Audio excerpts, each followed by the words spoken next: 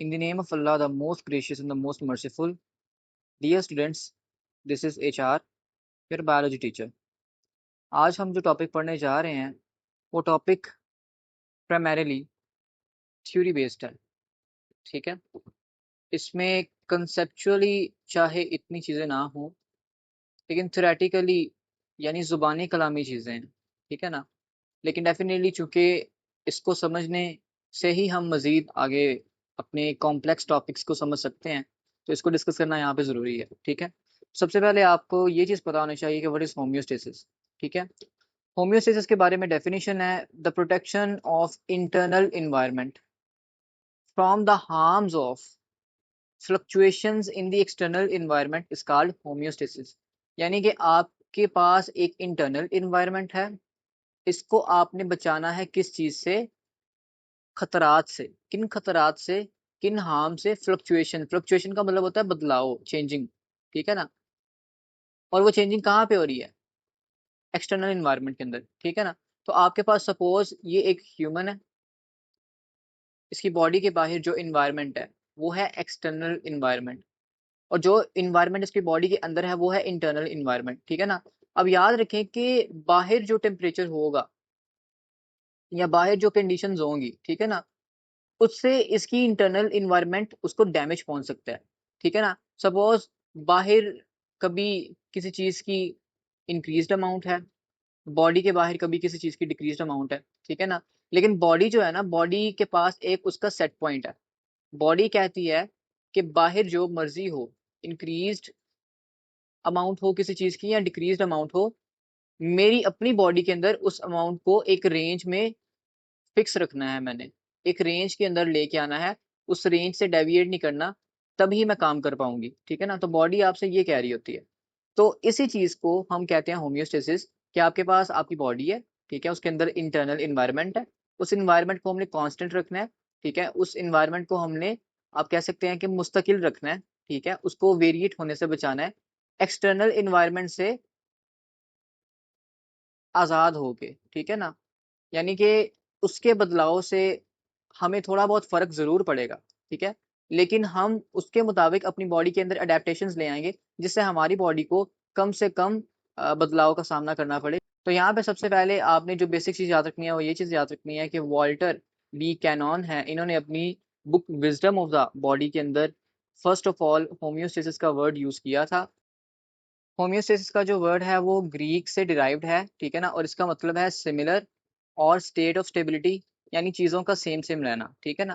Then हम बात करते हैं, he described it as a self regulating process. अब ये प्रॉपर डेफिनेशन आपके पेपर में आ सकती है, और वो कह सकते हैं कि ये डेफिनेशन किसने बताई थी, तो आपका आंसर क्या होना चाहिए? वॉल्टर बी कैनॉन, ठीक है ना। तो डेफिनेशन क्या है? Self regulating process by which biological systems maintain stability while adjusting to the changing condition. यानी कि जो कंडीशंस चेंज हो रही है ना, हमने उनके अकॉर्डिंगली अपनी बॉडी को एडजस्ट करके स्टेबिलिटी के अंदर लेके आना है, ठीक है ना। सो नेक्स्ट हम बात करते हैं मजीद होम्योस्टेसिस के बारे में, कि homeostasis keeps the internal fluctuations in a narrow range with various control systems compared to wider external fluctuations, so it obeys a range rather than a absolute value। अब इसका क्या मतलब है? जब भी आपकी बॉडी के बाहर कोई एक्सटर्नल फ्लक्चुएशन आती है, तो आपकी बॉडी के अंदर इंटरनल फ्लक्चुएशन आनी है, ठीक है ना।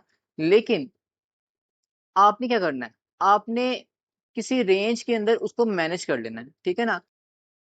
Best of the best example है टेम्परेचर की, ठीक है ना। टेम्परेचर की क्या एग्जांपल है कि कभी आपकी बॉडी के बाहर यानी कि माहौल के अंदर सराउंडिंग में टेम्परेचर 35 डिग्री सेल्सियस है ठंडे इलाकों में, कभी वो 35 डिग्री सेल्सियस है, कभी वो 45 डिग्री सेल्सियस है, ठीक है ना, गर्मी है। लेकिन आपकी बॉडी के अंदर जो टेम्परेचर रहता है वो हमेशा 37 डिग्री सेल्सियस के करीब रहता है। ऐसा क्यों है? क्योंकि आपकी बॉडी ने इसको मेंटेन करके रखा हुआ है।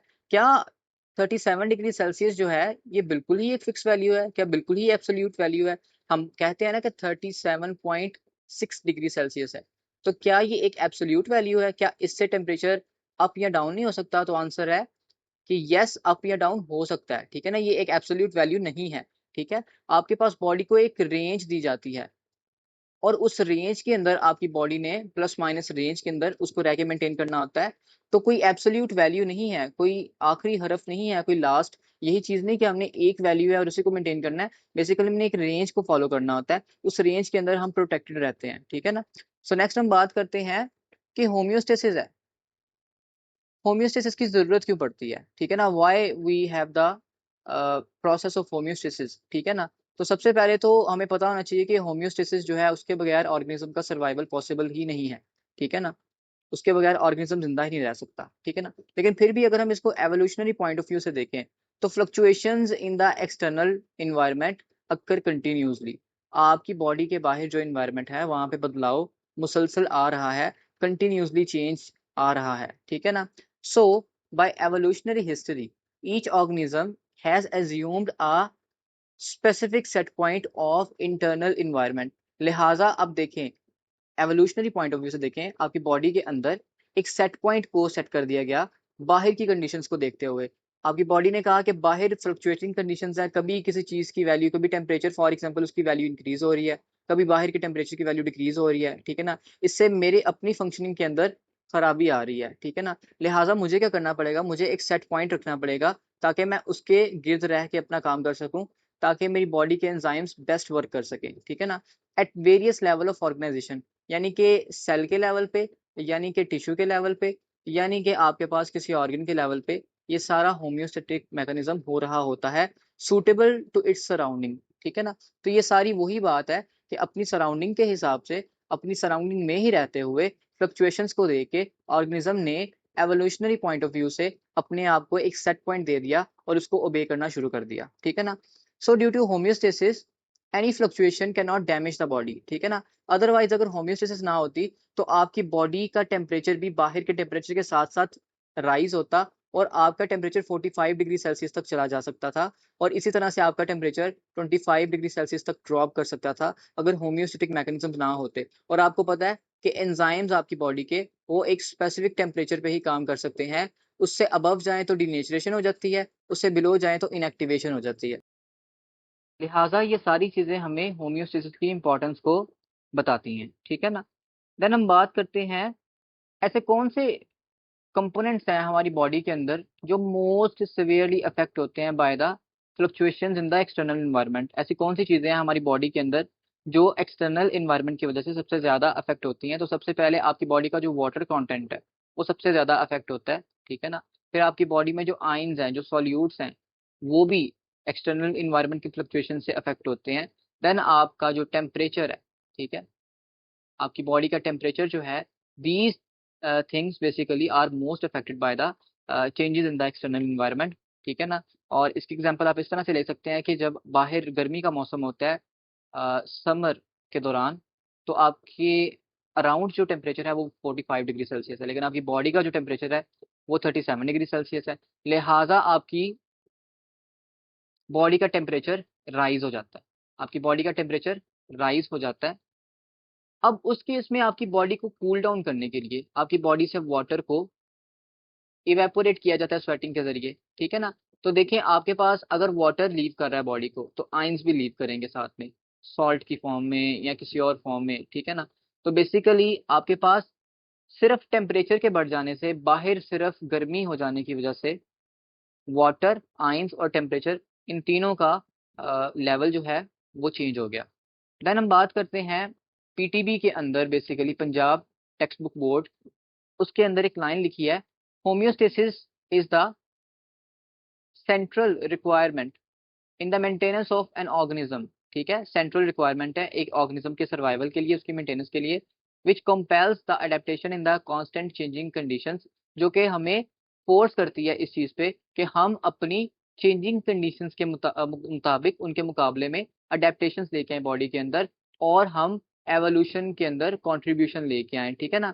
जैसे आपको पता है कि डिफरेंट हैबिटेट्स में रहने वाले organism different nature of excretory product उनको एक्सक्रीट करते हैं, ठीक है। तो वैसा क्यों होता है, बेसिकली वो इसी वजह से होता है कि होम्योस्टेसिस की जाए, और यही प्रोसेस जो आपके अंदर अडेप्टेशंस वाले प्रोसेस आ जाते हैं, यही एवोल्यूशन को प्रमोट करते हैं, ठीक है ना। सो नेक्स्ट हम बात करते हैं वो कौन से मैकेनिज्म हैं या वो कौन सी चीजें हैं जिनके ऊपर हम होम्योस्टेसिस को अप्लाई कर रहे होते हैं। तो सबसे पहले ऑस्मो रेगुलेशन, ठीक है ना, कि आपकी बॉडी का जो वाटर कंटेंट है, ठीक है, उसको रेगुलेट किया जाता है। साथ में आपकी बॉडी के सॉल्यूट्स को, जैसे आयंस वगैरह, इनको रेगुलेट करना, ये आता है ऑस्मो रेगुलेशन के अंदर। देन आता है आपके पास थर्मो रेगुलेशन।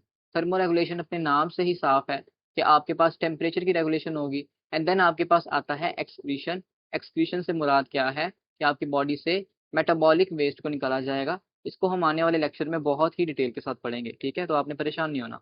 नेक्स्ट हम बात करते हैं टाइप्स ऑफ इन्वायरमेंट, ठीक है, इन्वायरमेंट की कितनी टाइप्स होती हैं। तो आपको पता है animal have two environments in life. उसकी लाइफ के अंदर उसे दो तरह की इन्वायरमेंट्स को फेस करना पड़ता है। First is the external environment, second is the internal environment. External environment वो है जहाँ पे ऑर्गेनिज्म रहता है। इंटरनल इन्वायरमेंट वो है जहाँ पे उसकी बॉडी के टिश्यूज रहते हैं, यानी कि उसकी बॉडी के अंदर का इन्वायरमेंट जो होता है, ठीक है ना। External environment in which the organism is situated which consist of varying conditions of atmosphere, marine और फ्रेश वाटर।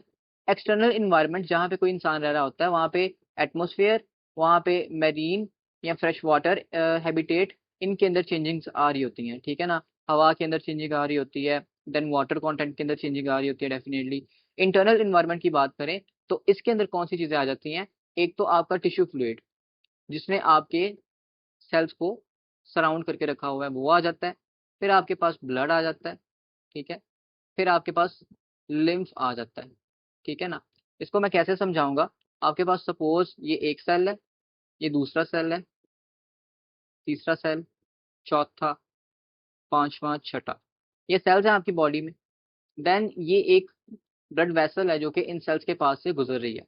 तो इस ब्लड वेसल के अंदर पड़ा हुआ ब्लड, साथ में इन सेल्स के दरमियान पड़ा हुआ इंटरसेलुलर फ्लूइड, जिसको टिश्यू फ्लूइड भी कहते हैं, जिसको इंटरस्टिशियल फ्लूइड भी कहते हैं, जिसको एक्स्ट्रा सेलुलर फ्लूइड भी कहते हैं, ये फ्लूइड जो है, ठीक है। देन हम बात करते हैं यहाँ पे लिम्फेटिक कैपिलरी, ठीक है, जो यहाँ से एक्स्ट्रा फ्लूइड को अपने अंदर एब्जॉर्ब कर लेती है।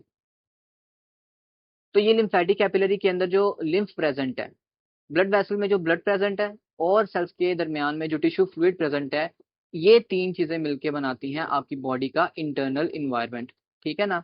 और एक्सटर्नल इन्वायरमेंट का आपको पता चल गया। नेक्स्ट जो हम बात करते हैं वो ये है हाउ होम्योस्टेसिस ऑपरेट्स। होम्योस्टेसिस काम कैसे करती है, ठीक है, तो ये भी बहुत सिंपल है।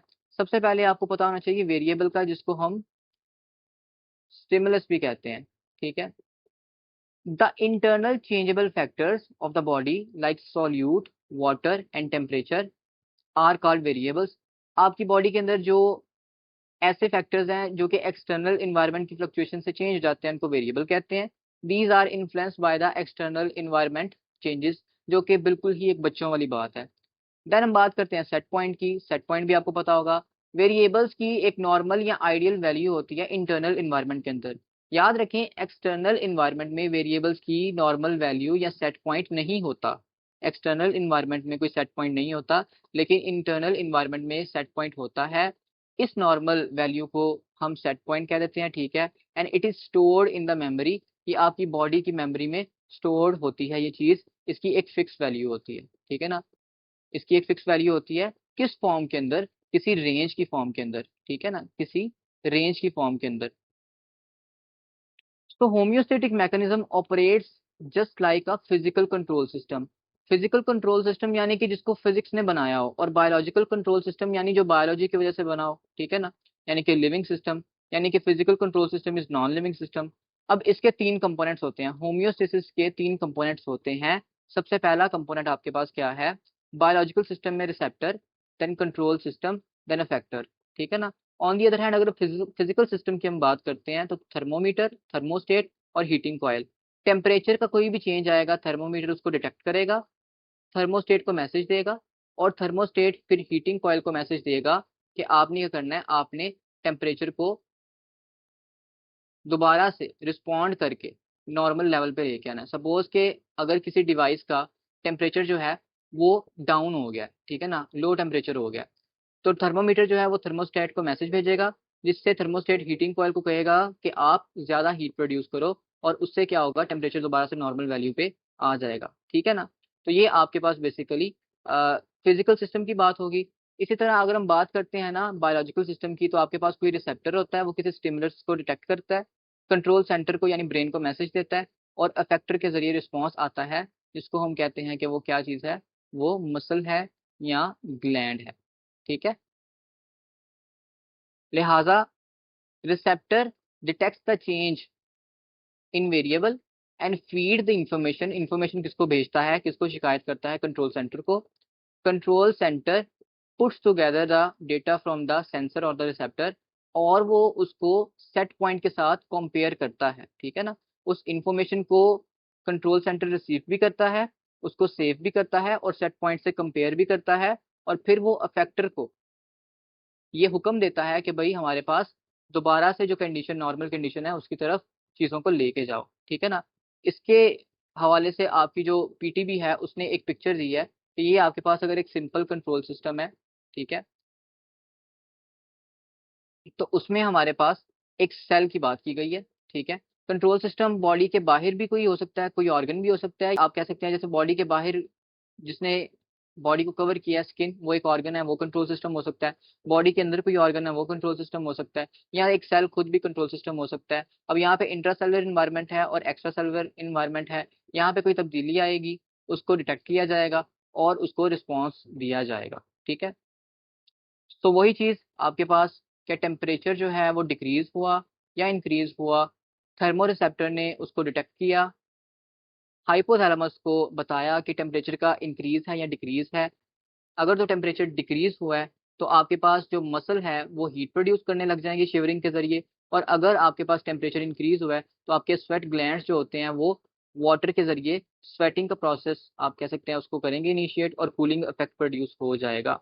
ठीक है ना, सो हमारा जो आज का लास्ट टॉपिक है वो ये है कि concept of feedback mechanism in homeostasis. ये आपकी बीटीबी के अंदर से पिक्चर इसको लिया गया है। ठीक है, और इसके अंदर ये बताया गया है, a feedback mechanism is a loop system where in the system respond to a change और disturbance, the response may be in the same direction और द ऑपोजिट डायरेक्शन। ठीक है ना, आप अगर किसी को कोई प्रोडक्ट देते हैं तो बाद में आप उनसे क्या करते हैं, आप उनसे फीडबैक लेते हैं। वो फीडबैक पॉजिटिव भी हो सकती है, वो फीडबैक नेगेटिव भी हो सकती है। जैसे आप ये लेक्चर ले रहे हैं, तो इस लेक्चर को लेने के बाद आपकी फीडबैक पॉजिटिव भी हो सकती है, नेगेटिव भी हो सकती है। ठीक है ना, उम्मीद है कि पॉजिटिव ही होगी। चलें, एनी हाउ, अब यहाँ पे बात करते हैं कि बायोलॉजिकल सेंस में फीडबैक मैकेनिज्म एक ऐसा मैकेनिज्म है कि जिसमें कोई बायोलॉजिकल प्रोसेस हो रहा है, कोई रिएक्शन हो रहा है। ठीक है ना, जो कि क्या करता है, आपके पास किसी रिएक्शन से बनने वाली प्रोडक्ट को या तो उसको बनवाने में हेल्प करता है या उसको बनने से रोकने में हेल्प करता है। ठीक है ना, और ये फीडबैक मैकेनिज्म आपको सेल के लेवल पे, टिश्यू के लेवल पे और ऑर्गन के लेवल पे नजर आएगा। ठीक है ना, फीडबैक मैकेनिज्म की बात की जाए तो इसमें आपके पास दो टाइप्स होती हैं। एक आपके पास नेगेटिव फीडबैक होती है, एक पॉजिटिव फीडबैक होती है। नेगेटिव फीडबैक क्या है, it is the feedback that results in reversal of direction of change. ठीक है ना, आपके पास कोई चेंज आना है, कोई चेंज आया, सपोज कि वही बात के टेम्परेचर का इंक्रीज आया है। ठीक है ना, अगर आप क्या करते हैं, आप कोई ऐसा मैकेनिज्म करते हैं जिससे टेम्परेचर का डिक्रीज आ जाए। ठीक है ना, आपकी बॉडी का टेम्परेचर इंक्रीज हुआ, आपने कोई मैकेनिज्म इनिशिएट किया जिससे बॉडी का टेम्परेचर डिक्रीज हो गया, तो ये क्या है, नेगेटिव फीडबैक। ठीक है ना, और नेगेटिव फीडबैक आपकी बॉडी के जो मोस्ट ऑफ द रिएक्शंस हैं जो होम्योस्टेसिस को मेंटेन करके रखते हैं, वो बेसिकली नेगेटिव फीडबैक रिएक्शंस हैं। ऐसा क्यों, क्योंकि नेगेटिव फीडबैक जो होता है वो स्टेबिलिटी को क्रिएट करता है। ठीक है ना, नेगेटिव फीडबैक मैकेनिज्म स्टेबिलिटी को क्रिएट करता है। अगर चीज ज्यादा हो रही है तो उसको कम कर देता है, अगर चीज कम हो रही है उसको ज्यादा कर देता है। ठीक है ना, इन द सेम वे अगर हम यहाँ पे बात करें तो ये आपका प्रॉपर एमसीक्यू आता है कि होम्योस्टेसिस जो है वो आपके पास ट्रू सेंस में नेगेटिव फीडबैक के जरिए ऑपरेट करती है। ठीक है, so negative feedback system, feedback tends to stabilize a system correcting deviations from the normal state. ठीक है, इसकी एग्जांपल में आपके पास सबसे पहली जो एग्जांपल मिलती है वो यह कि आपके पास बॉडी में जब वाटर की कमी हो जाएगी, डेफिशिएंसी हो जाएगी, बॉडी में हुई वाटर की डेफिशिएंसी, हाइपोथैलेमस ने क्या किया, उसको डिटेक्ट किया ऑस्मोरिसेप्टर्स ने। ठीक है, और स्टिमुलेट कर दिया पोस्टीरियर पिट्यूटरी को, ताकि वो क्या रिलीज करे, एंटी डायूरेटिक हार्मोन, जिसको वैसोप्रेसिन भी कहते हैं। ठीक है ना, अब ये वैसोप्रेसिन ब्लड में आएगा, ब्लड के जरिए ये पहुंचेगा कलेक्टिंग डक्ट और डिस्टल कॉन्वोल्यूटेड ट्यूब्यूल यानी सीटी और डीसीटी किडनी के पास, और वहां पे बेसिकली उनको परमिएबल टू वाटर कर देगा। इसका क्या मतलब है? इसका मतलब ये है कि अगर यहाँ पे मैं डक्ट बना देता हूँ, ठीक है, और उसके साथ मैं ब्लड वेसल बना देता हूँ, ठीक है, तो अगर ये डक्ट मोर परमिएबल है, ठीक है, मोर परमिएबल है, तो इसमें जो वाटर होगा वो ब्लड की तरफ मूव करने लग जाएगा। अगर ये लेस परमिएबल टू वाटर है तो यहाँ पे वाटर रिटेन रखा जाएगा, ठीक है ना। तो आपकी बॉडी में वाटर क्या है? कम। बॉडी में वाटर हम रिटेन करना चाहते हैं, ठीक है ना। बॉडी में अगर वाटर हमारे पास कम है, हम वाटर को रिटेन करना चाहते हैं अपनी बॉडी के अंदर, ठीक है, तो बेसिकली परमिएबिलिटी इन ट्यूब्स की बढ़ जाएगी, जिससे वाटर ब्लड में जाएगा और वो ब्लड में रिटेन होगा। अदरवाइज अगर बॉडी में वाटर ज्यादा है तो इस वाटर को इन ट्यूब्स के अंदर ही रिटेन कर लिया जाएगा, जो कि अल्टीमेटली यूरिन बन जाएगा और यूरिन के जरिए बेसिकली एक्सक्रीशन हो जाएगी बॉडी से, ठीक है ना। Thus more water is reabsorbed and maximum amount of water is retained in the body. Then हम बात करते हैं when the blood water content rises, उसी तरह से जब वाटर कंटेंट बढ़ जाएगा, it is sensed by the hypothalamus, ADH secretion जो है it slows down and water excretion by the body is increased, ठीक है। तो वाटर जो है वो बॉडी से एक्सक्रीट होने लग जाएगा। चलते हैं एग्जाम्पल नंबर 2 की तरफ। आपके पास अगर बॉडी है उसका टेम्परेचर हाई हो गया, ठीक है ना। नॉर्मल बॉडी टेम्परेचर आपके पास क्या है? 37 डिग्री सेल्सियस, ठीक है, जो कि 98.6 फ़ारेनहाइट के करीब है, ठीक है। तो अगर आपके पास टेम्परेचर हाई हो गया, बॉडी टेम्परेचर इंक्रीज हो गया, ठीक है, तो इस हीट को डिटेक्ट किया जाएगा सेंसर के जरिए, ठीक है। सेंसर आपके पास बेसिकली क्या है? एक थर्मो रिसेप्टर होगा, वो इसको डिटेक्ट करेगा, ठीक है। और फिर आपके पास जो ब्रेन के अंदर सेंसर है, ठीक है, जो आपका कंट्रोल सेंटर है, ठीक है, यानी हाइपोथैलेमस, आपका थर्मो रिसेप्टर जो है वहां पे इन्फॉर्मेशन लेके जाएगा और वो इस चीज को डिटेक्ट करेगा, ठीक है। उसके बाद रिस्पॉन्स भेजा जाएगा। रिस्पॉन्स का जो भी इफेक्ट हमारी बॉडी पे आएगा, उससे आपकी बॉडी का टेम्परेचर दोबारा से नॉर्मल हो जाएगा। यानी टेम्परेचर इंक्रीज हुआ था, आपने टेम्परेचर डिक्रीज कर दिया, यानी कि ये नेगेटिव फीडबैक मैकेनिज्म है। और आप टेम्परेचर कैसे डिक्रीज कर सकते हैं? ब्लड वेसल्स को डायलेट कर सकते हैं, स्वेट ग्लैंड्स से आप स्वेट की एक्सक्रीशन करा सकते हैं, ठीक है ना। ये किस तरह से होता है आपके पास? देखिए मेरी बात सुने। अगर ये आपके पास स्किन है, स्किन की तरफ अगर ज्यादा ब्लड जाता है, ठीक है, अगर ज्यादा ब्लड जाता है, कैसे जाएगा? वेजो डायलेशन के जरिए जाएगा। वेजो डायलेशन का मतलब है ब्लड वेसल का डायमीटर बढ़ गया, ठीक है ना। ज्यादा ब्लड जाएगा स्किन की तरफ, स्किन जो है उसका टेम्परेचर इंक्रीज हो जाएगा, स्किन हॉट हो जाएगी, ठीक है ना। उससे क्या होगा? आपके पास हीट का लॉस बढ़ जाएगा, ठीक है। हीट का लॉस बढ़ जाता है। आप आगे बड़े लेवल्स पे जाके पढ़ेंगे कि आपके पास कंडक्शन भी हो रही होती है, कन्वेक्शन भी हो रही होती है, रेडिएशन भी हो रही होती है। एक तो आपकी बॉडी रेडिएशन रिलीज करेगी, जिससे आपकी जो स्किन है उसकी हीट लॉस होगी।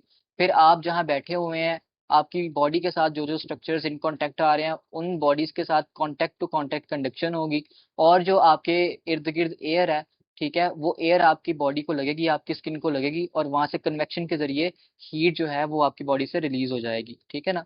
तो ये मैकेनिज्म होंगे। और अगर हम क्या करते हैं, हम ब्लड वेसल की वेजो कॉन्स्ट्रिक्शन कर देते हैं, यानी ब्लड वेसल को हम तंग कर देते हैं, डायमीटर कम कर देते हैं, तो ब्लड वेसल में कम ब्लड जाएगा, ठीक है ना। स्किन की ब्लड वेसल में बेसिकली, तो अगर ब्लड वेसल जो है स्किन की उसमें ब्लड कम जा रहा है, तो इसका मतलब है कि उसका टेम्परेचर जो है वो डाउन रहेगा, ठीक है ना। सो नेक्स्ट हम यही चीज बात करते हैं कि आपके पास अगर नॉर्मल टेम्परेचर से बिलो टेम्परेचर हो जाए, तो आपके पास क्या होता है? आपकी स्किन जो है वो कोल्ड हो जाती है। इसको सेंस किया जाएगा, कंट्रोल सेंटर इसको डिटेक्ट करके इसके खिलाफ रिस्पॉन्स जनरेट करेगा, और आपकी ब्लड वेसल्स को कॉन्स्ट्रिक्ट कर लिया जाएगा। अब कॉन्स्ट्रिक्ट क्यों किया जाएगा? ताकि आपके पास ब्लड कम जाए स्किन की तरफ, क्योंकि अगर ब्लड ज्यादा गया तो स्किन जो है वो हीट लॉस कर देगी, ठीक है, स्किन आपके पास हीट लॉस का मैकेनिज्म शुरू कर देगी। ब्लड वेसल कंस्ट्रिक्शन बेसिकली हो जाती है आपके पास। उससे क्या होता है कि आपकी जो बॉडी की हीट है ना वो प्रिजर्व रहती है, आपकी बॉडी के अंदर ही रहती है वो हीट, ठीक है ना। और स्वेट ग्लैंड्स को इनएक्टिव कर दिया जाएगा, क्योंकि अगर वाटर इवेपोरेट होगा तो वो भी अपने साथ हीट लेके जाएगा। बायोमोलिक्यूल्स में आपने पढ़ा है, ठीक है, heat of evaporation basically. Third mechanism जिसकी हम बात करते हैं वो हमारे पास पेंक्रियाज और लिवर से रिलेटेड है। अब याद रखें, आपके पास लिवर में ना एक मॉलिक्यूल स्टोर करते हैं आप, उसको आप कहते हैं ग्लाइकोजन। जब भी आप खाना खाते हैं, आपकी बॉडी के अंदर जो ग्लूकोज है वो इंक्रीज हो जाती है। ठीक है, सो आपकी बॉडी के अंदर जो ग्लूकोज है वो इंक्रीज हो गई खाना खाने के बाद।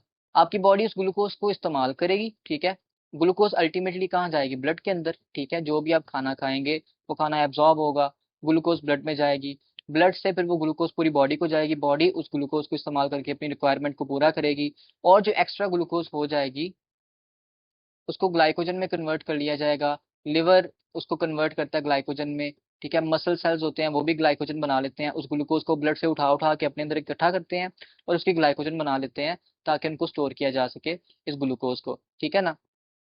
अब याद रखें, जो मसल्स होते हैं वो तो ग्लाइकोजन को स्टोर करते हैं अपनी एक्टिविटी के लिए, ताकि वो अपनी फंक्शनिंग को परफॉर्म कर सके। लेकिन जो लिवर होता है ना, इसका काम होता है कि ये ग्लाइकोजन स्टोर करता है ब्लड की ग्लूकोज को रेगुलेट करने के लिए। ठीक है, तो आपके पास अगर ब्लड ग्लूकोज ज्यादा हो गई है, ठीक है ना, आपके पास अगर ब्लड ग्लूकोज ज्यादा हो गया है, ये आपके पास हाई ब्लड ग्लूकोज है। ठीक है, यानी आपने खाना खाया, क्या होगा इससे? आपके पेंक्रियाज को मैसेज आएगा कि आपके पास ब्लड में ग्लूकोज ज्यादा है।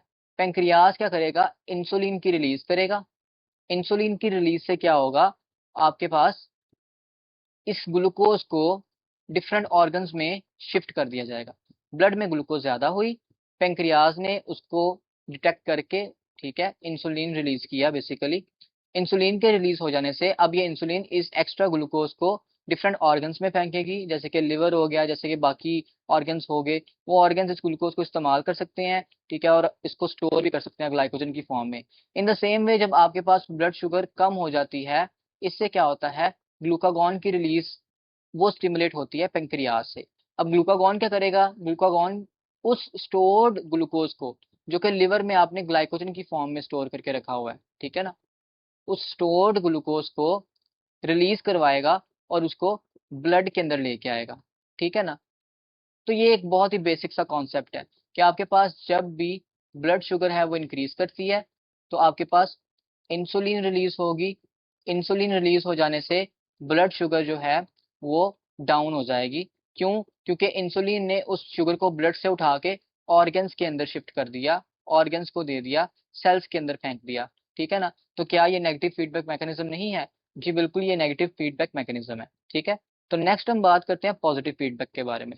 अगर हम यहाँ पे पॉजिटिव फीडबैक मैकेनिज्म को देखें, तो इसमें आपके पास कोई रिएक्शन है, उस रिएक्शन के नतीजे में अगर प्रोडक्ट बनती है, ठीक है, तो आप उसके अगेंस्ट काम नहीं करेंगे, बल्कि आप उस प्रोडक्ट को मजीद बढ़ाने के लिए काम करेंगे। पहले हमने क्या किया कि हमने कोई रिएक्शन करवाया, कोई मैकेनिज्म करवाया, हमें एक प्रोडक्ट मिली, हमने उस प्रोडक्ट को कम करने के लिए काम शुरू कर दिया। लेकिन अब हम क्या कर रहे हैं? हम उस प्रोडक्ट को इंक्रीज करवाने के लिए काम कर रहे हैं। ठीक है, so in contrast to the negative feedback, positive feedback involves a change in some variable. यानी आपके पास कोई वेरिएबल, कोई स्टिमुलस आया, ठीक है, उसमें कोई चेंज आया बेसिकली किसी चीज के अंदर, उससे एक मैकेनिज्म ट्रिगर हो गया जिससे एम्पलीफिकेशन हो जाती है rather than reversing the change. ठीक है ना, यानी वो चेंज उसको मजीद बढ़ा दिया जाता है।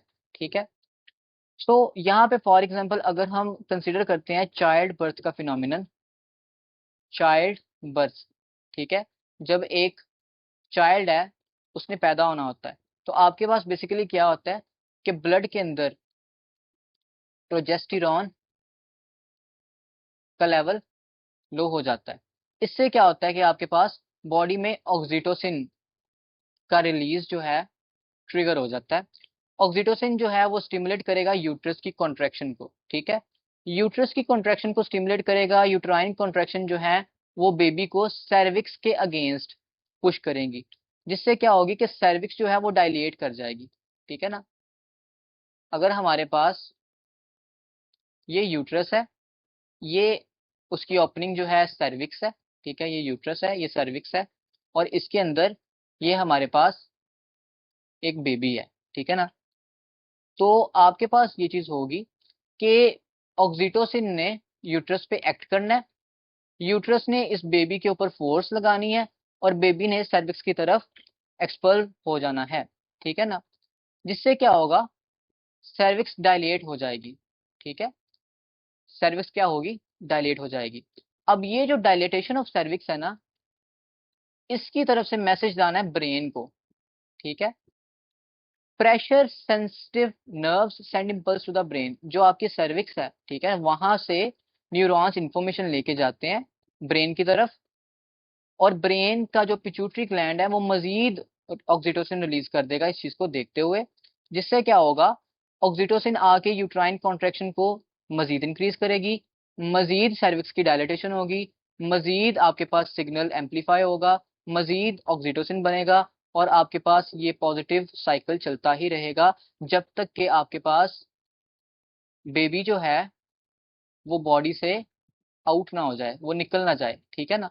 तो ये आपके पास पॉजिटिव फीडबैक मैकेनिज्म है, ठीक है।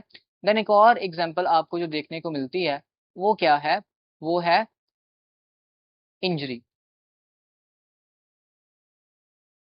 तो इंजरी के दौरान क्या होता है, बेसिकली आपके पास सपोज ब्रेक और tear occur in the blood wall. कोई ब्लड की वॉल थी, ठीक है, ब्लड वेसल थी, कोई चोट लगी और वहां पे क्या हुआ, एक होल क्रिएट हो गया जहां से ब्लड लीक होने लग गया, ठीक है ना। अब क्या होगा, पॉजिटिव फीडबैक मैकेनिज्म स्टार्ट हो गया, ठीक है, positive feedback mechanism is initiated. Platelets वहां पे आएंगे और इकट्ठे हो जाएंगे ताकि क्या किया जाए, उस जगह को बंद कर दिया जाए ताकि ब्लड लॉस ना हो, ठीक है ना। बेसिकली होता ही है कि आपके पास प्लेटलेट जब आते हैं वो वहां पे इकट्ठे होते हैं, वो केमिकल रिलीज करते हैं, उस केमिकल से क्या होता है, मजीद प्लेटलेट आपके पास आते हैं, ठीक है ना, और वो उस जगह पे आके इकट्ठे होना शुरू हो जाते हैं क्लॉट बनाने के लिए, और वो आके मजीद केमिकल रिलीज करेंगे नए प्लेटलेट्स, उनसे नए प्लेटलेट्स फिर से वहां पे आ जाएंगे और नए प्लेटलेट्स मजीद केमिकल रिलीज करेंगे, ठीक है, जो अट्रैक्ट करते हैं बाकी प्लेटलेट्स को। इससे क्या होता है कि वो क्लॉट जो है, ठीक है, वो क्लॉट बेसिकली बड़ा होता जाता है और अल्टीमेटली आपके पास कोई भी होल है, ठीक है ना, उसको फिल कर देते हैं और ब्लड जो है वो बॉडी से लूज होना बंद हो जाता है, बॉडी से रिलीज होना बंद हो जाता है। और जब तक आपके पास वो क्लॉट पूरा नहीं बन जाता, वो जो प्लग बना है हमने, जिसको प्लग लगा के हमने जिस होल को बंद किया है बेसिकली, वो होल बंद नहीं जब तक हो जाता, आपके पास ये साइकिल चलता रहता है और ये साइकिल फिर खत्म हो जाता है जब आपके पास एक सक्सेसफुल क्लॉट बन जाता है। इन दी एंड हम यहाँ पे बात करते हैं harmful effects of the positive feedback cycle, ठीक है ना। याद रखें, नेगेटिव फीडबैक साइकिल जो है ना वो हमारे ऊपर कोई हार्मफुल इफेक्ट उस तरह से नहीं डालती, लेकिन पॉजिटिव फीडबैक साइकिल जो है वो हार्मफुल इफेक्ट रखती है। इसीलिए हम कहते हैं कि नेगेटिव फीडबैक साइकिल जो है वो बेसिकली होम्योस्टेटिक है अपने फंक्शन के लिहाज से। ऑल्दो द पॉजिटिव फीडबैक जो है it is needed with in the homeostasis, homeostasis का ही एक हिस्सा है, लेकिन ये हार्मफुल भी हो सकती है। दो एग्जाम्पल्स दी गई हैं। पहली एग्जाम्पल है, when you have high fever it causes metabolic change that pushes the fever higher and higher। जब आपको फीवर होता है आपकी बॉडी में ऐसे रिएक्शंस होते हैं जिससे आपको मजीद तेज बुखार होगा। उससे क्या होगा, रेयर केसेस में, ठीक है ना, रेयर केसेस में क्या होगा, आपकी बॉडी का टेम्परेचर 113 फॉरेनहाइट तक अप्रोच कर जाएगा और आपकी सेल की जो प्रोटीन्स हैं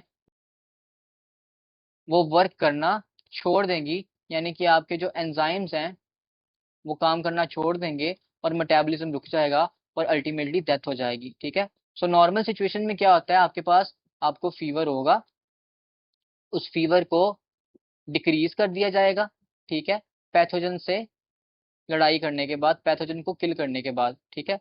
कुछ कंडीशंस ऐसी आ जाती हैं, कुछ सिवियर कंडीशंस आ जाती हैं जिसमें क्या होता है कि बॉडी के अंदर कुछ मेटाबॉलिक चेंजेस आते हैं कि आपका बुखार बढ़ता ही चला जाता है जब तक कि आपके पास एक ऐसी लिमिट, जैसे कि यहाँ पे 113 फॉरेनहाइट दी हुई है, ऐसी लिमिट रीच ना हो जाए कि आपकी बॉडी जो है वो टोटली उसकी प्रोटीन्स खराब हो जाए और मजीद आपकी बॉडी काम ना कर पाए और अल्टीमेटली डेथ हो जाती है, ठीक है ना। सेकंड एग्जांपल जो यहाँ पे आपको दी गई है वो ये है कि if a person breathe air that has very high CO2 content.